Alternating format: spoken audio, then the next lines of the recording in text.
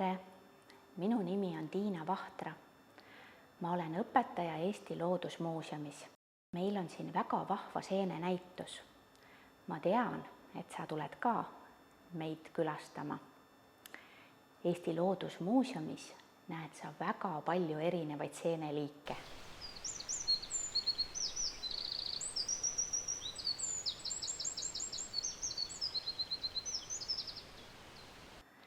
Enne külastust annan ma sulle ühe väikese ülesande. Selleks on vaja paberit ja joonistusvahendeid.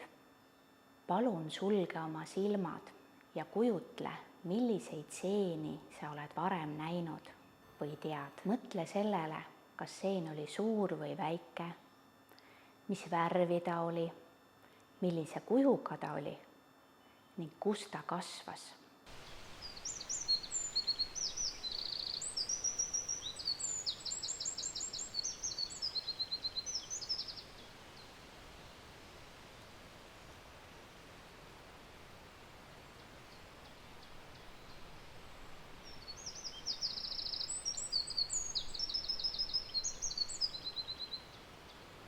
Nüüd ma palun sul joonistada üks päris seen. Kui sa veel seeni nii hästi ei tunne, siis palu oma õpetajalt. Las ta näitab sulle seente pilte ja proovi kujutada üht seent. Võta tehtud töö Loodusmuuseumisse kaasa.